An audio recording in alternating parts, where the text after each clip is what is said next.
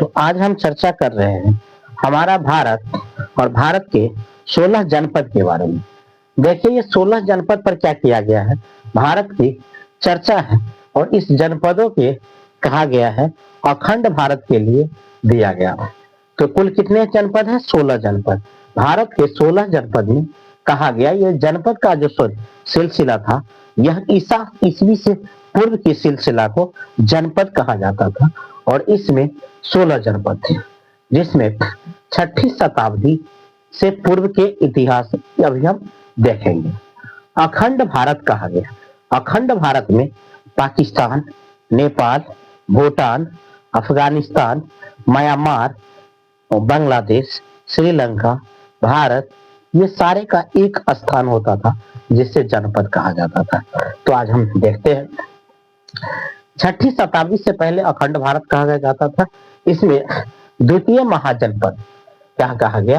द्वितीय महाजनपद के लिए 16 खंड इसे क्या किया गया? 16 महाजनपद या 16 खंड भारत का किया गया था। 16 खंड। अब इसमें कहा जाता है महाजनपद प्राचीन काल के प्रशासनिक इकाई होता था। प्राचीन काल के प्रशासनिक इकाई जहां राज्य में सेना या सेना के जो हेड होते हैं, प्रमुख होते हैं या बड़े राजा होते थे, महाराजा होते थे, ये सब यहाँ रहा करते थे। तो इसे क्या कहा गया? जनपद, महाजनपद। अब देखते हैं उत्तर वैदिक काल। देखिए उत्तर वैदिक काल, इसका उत्तर वैदिक काल कुछ जनपद की जानकारी और इसके साक्ष्य प्रमाण मिले हैं। प्रमाण में क्या कहता है? जिसका जीवन अवधि 600 ईस्वी से 300 ईसा पूर्व तक था। 600 ईसा पूर्व से 300 ईसा पूर्व तक क्या था? इसके जीवन अवधि था। भाषा। अब भाषा में क्या कहा गया है? सांस्कृतिक और प्राकृतिक, ये दो बातों पर कहा गया है। एक था सांस्कृतिक और दूसरा सब प्राकृतिक। ये दो भाषाओं का उस समय बहुत ज्यादा विश्लेषित किया गया था। अब कहते हैं वैदिक काल। देखिए वैदिक काल के शासन व्यवस्था कैसी थी? तो एक गणराज्य थी या राज्य शासित, यानी राज्य के राजा के अधीन था। ठीक है, गणराज्य और राजतंत्र, जो राजा के अधीन होता है उसे राजतंत्र कहा जाता है। तो इसके अधीन थे ये। अब क्या कहते हैं आगे? अब कहते हैं तो उत्तर वैदिक काल। देखिए उत्तर वैदिक काल में कहा गया कि इस समय उत्तर प्रदेश के पूरब वाला हिस्सा, उत्तर प्रदेश के पूर्वी क्षेत्र और बिहार के पश्चिमी क्षेत्र, ये दोनों जो सटता है बॉर्डर लाइन जिसको कहिए, तो बॉर्डर लाइन में क्या होता था? लोहे, अस्त्र, शस्त्र इत्यादि अत्यधिक मात्रा में इसका प्रयोग होता था। मतलब एक केंद्र होता था, हब होता था, यानी लोहे का हथियार वहां बनाए जाते थे, लोहे के, और लोहे एकदम अच्छे शस्त्र बनते थे।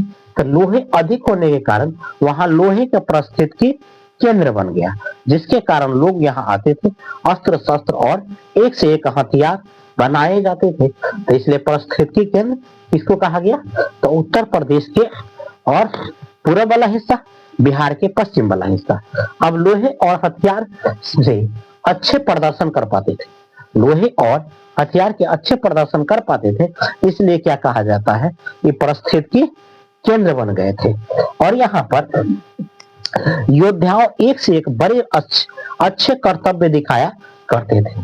कर्तव्य क्या दिखाते थे? बहुत अच्छे दिखाते थे। ठीक है, जिसके कारण वह क्या बन चुका था? एक हब बन चुका था।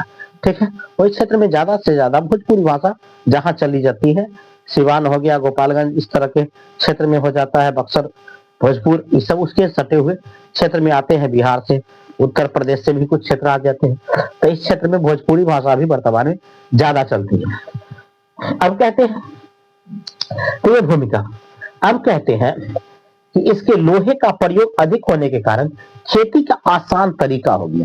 खेती बिल्कुल आसान हो गया था, क्योंकि लोहे से खेती बहुत अच्छा, कुदाल हो गया, हल बैल हो गया या विभिन्न प्रकार के साधन हो गया, जिससे बहुत अच्छे से खेती हो जाने लगा और एक से एक हथियार और औजार का प्रयोग होने लगा, जिसके कारण खेती भी बहुत आसानी से होने लगा था।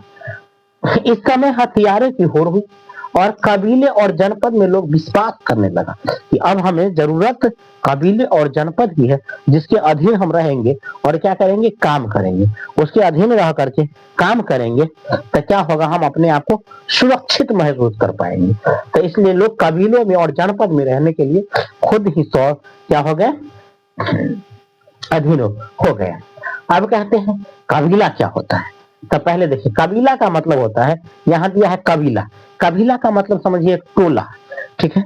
इसके बाद टोला से बढ़ेगा तब दो चार गो टोला मिल जाएगा तो कथी बन जाएगा, वो गांव बन जाएगा, ठीक है। चार पांच गो गांव मिल जाएगा, 6 गो 7 गो 10 गो 20 गो गांव मिल जाएगा तो वो कथी बन जाएगा, प्रखंड बन जाएगा, ठीक है। तो उसी प्रकार से जैसे गांव टोला से मिलके बना गांव, और गांव से मिलके बना थाना, थाना से मिलके बना जिला, और जिला से मिलके बना राज्य, ठीक है। तो उसी तरह से कबीला से मिलके बना ग्राम, और ग्राम से मिलके बना जन, जन जिसको हम थाना कहेंगे, और थाना से जन से मिलके बना जनपद, जनपद मतलब जिला कहेंगे, और जनपद से मिलके बना महाजनपद, महाजनपद मतलब वो राज्य, वो क्या कहलाएगा, राज्य कहलाएगा। तो टोटल कितने राज्य यानी कितने महाजनपद, तो 16 महाजनपद। अब 16 महाजनपद में हम देखते हैं, देखिए उत्तर प्रदेश के जो राज्य है इसमें 8 गो जनपद हुआ करते, यह सबसे ज्यादा पानी, और उत्तर प्रदेश में 8 जनपद हुआ करते थे। इसके बाद कहता है बिहार में कितने जनपद, तो बिहार में 3 जनपद हुआ करते, ठीक है। इसके बाद कहा राजस्थान में मात्र 1 जनपद, राजस्थान में मात्र 1 जनपद था। मध्य प्रदेश में कितने जनपद, तो 1 जनपद कहा गया। इसके बाद दक्षिण भारत में कितने जनपद, 1 जनपद कहा गया। इसके बाद उत्तर भारत के बाहरी क्षेत्र जैसे पाकिस्तान, अफगानिस्तान, उधर नेपाल, भूटान, पहाड़ी क्षेत्र, इधर कह लीजिए म्यांमार, इस सब के क्षेत्र जो आता है, या उधर कह लीजिए श्रीलंका, सब भारत के आउटसाइड बाहर वाला क्षेत्र। तो इसमें कितने जनपद थे, 2 जनपद थे, ठीक है। तो ये टोटल कितना हो जाता है, 8 3 11 1 12 13 14 और 2 16, कुल कितने जनपद हो गए, 16 जनपद। ये 16 जनपद के बारे में देखें और जाने। पहला में दिया है गंधार, ठीक है, ये गंधार जनपद हुआ। गंधार जनपद यह तक्षशिला के क्षेत्र में वर्तमान के पाकिस्तान में पड़ता है, ठीक है, पाकिस्तान। यह रावलपिंडी या पेशावर का क्षेत्र जो वर्तमान के पाकिस्तान में है, ठीक है। दूसरा में दिल है कंबोज, कंबोज इसको कहेंगे हाटक या रायपुर, ठीक है। राजपुर दिल है राजौरी या हाजरा के क्षेत्र में आता है जो कि उत्तर प्रदेश में पड़ता है, ठीक है। मत्स्य या मत्स्य यह क्या है, विराटनगर, विराटनगर कहा, तो यह पड़ता है राजस्थान के जयपुर के समीप, यह राजस्थान का क्षेत्र है। मात्र एक ही मत्स्य जो विराटनगर या राजपुर के समीप था जो राजस्थान के क्षेत्र में है। अब आ जाते हैं, मत्स्य हो गया, मत्स्य के बाद आता है कुरुक्षेत्र। कुरुक्षेत्र को उस समय कुरुक्षेत्र यानी दिल्ली, और क्या कहेंगे, यह इंद्रप्रस्थ के नाम से जाना जाता। इंद्रप्रस्थ जो आज हमारा दिल्ली है, उस समय वह इंद्रप्रस्थ हुआ करते थे, ठीक है। और कुरुक्षेत्र के मैदान जो आज पानीपत का मैदान है, वह कुरुक्षेत्र का मैदान उस समय में हुआ करता था। हरियाणा में है ना कुरुक्षेत्र यानी पानीपत का मैदान, एक समय था कि वह क्या था, कुरुक्षेत्र के मैदान। आज हम पानीपत के मैदान कहेंगे, कहते हैं पानीपत, सोनीपत, पानीपत, और उस समय में हुआ करता था कुरुक्षेत्र का मैदान, ठीक है, महाभारत जब हुआ था।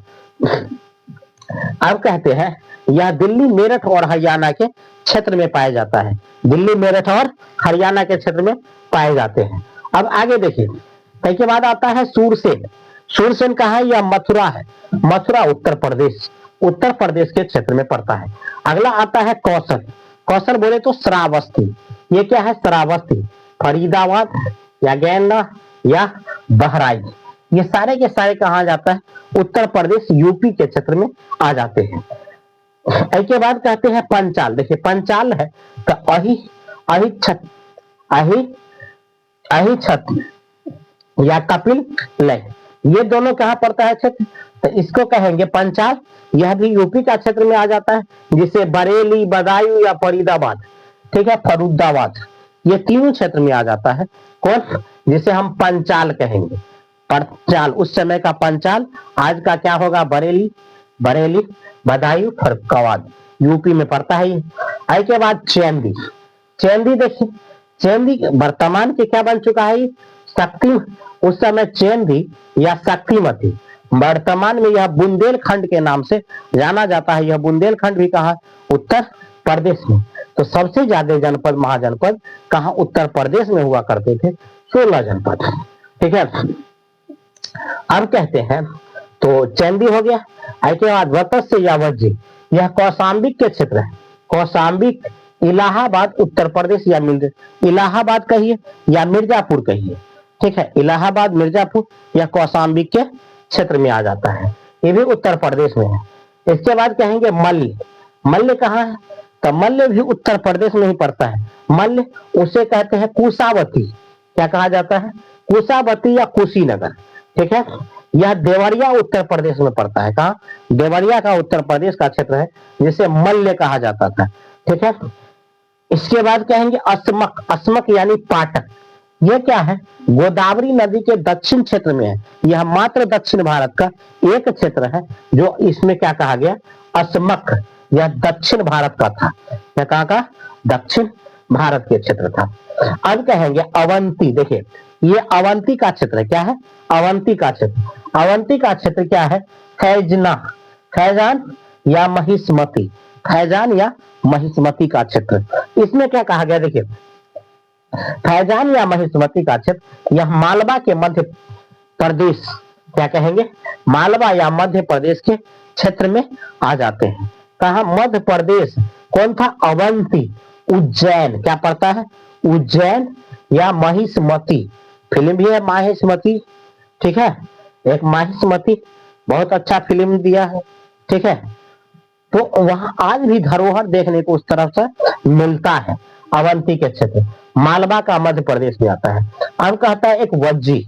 वज्जी बोले तो यह क्या है, 14वां जनपद। इस वैशाली का क्षेत्र, इसे वैशाली, विदेह या मिथिला, ये तीनों कहाँ पड़ता है, तो ये विदेह, वैशाली, मिथिला, ये सब बिहार का है। आगे देखिए, वैशाली, मुजफ्फरपुर और दरभंगा, ये बिहार में पड़ता है। ठीक है, तो ये तीनों बिहार के क्षेत्र आ जाता है, जिसको हम वज्जी कहते हैं। बिहार में 3 गो जनपद है। बिहार में कितने जनपद है, 3 जनपद। देखो, वज्जी है, अंग है, मगध है। ठीक है, पूरे भारत के 16 जनपद में सबसे शक्तिशाली जनपद तो मगध हुआ करते थे। मगध जो कि बिहार था, इसकी राजधानी पाटलिपुत्रा को बनाया गया था। ठीक, तो अंग, अंग कहा, चंपा। यह इसके कौन कौन क्षेत्र आ जाते हैं, तो इसमें भागलपुर, मुंगेर, ये बिहार का क्षेत्र था। भागलपुर और मुंगेर का क्षेत्र वर्तमान में जो है वह उस समय का अंग प्रदेश हुआ करते थे। अंग देश के राजा कौन थे, तो दानवीर कर्ण को बनाया गया था। जो अभी भागलपुर और मुंगेर हम कह रहे हैं, उस समय में यह अंग देश का राजा दानवीर कर्ण को बनाया गया था। ठीक है, इसके बाद कहते हैं मगध। तो मगध, मगध के गिरिराज या राजगिरी या पटना, गया, नवादा, बिहार का क्षेत्र, जिसकी राजधानी पाटलिपुत्रा बना। ठीक है, उस समय तो ये मगध था, अंग देश के राजा और सबसे शक्तिशाली, पावरफुल मगध जन साम्राज्य में यह कौन था, तो ये मगध था। तो ये आज हम 16 जनपद के बारे में जाना। जनपद क्या होता है, कबीला क्या होता है, महाजनपद, जनपद, ग्राम, ये सारे के सारे देखा। और उत्तर प्रदेश में सर्वाधिक मात्रा में जनपद हुआ करते थे। बिहार में 3 गो, राजस्थान एक अकेलौता था, मध्य प्रदेश एकलौता था, दक्षिण भारत एकलौता था, और भारत के बाहर सटे हुए ये 2 जनपद थे। तो इस तरह से हमने आज 16 जनपद को जिरह किया है। इसका एक स्क्रीनशॉट आप ले लीजिएगा और इसके साथ पढ़ते रहिए, बने रहिए, इस वीडियो को देखिए और इसे समझिए। इसका एक स्क्रीनशॉट लेकर के आप लोग रख लीजिएगा। तब तक हमें इजाजत दीजिए। जय हिंद।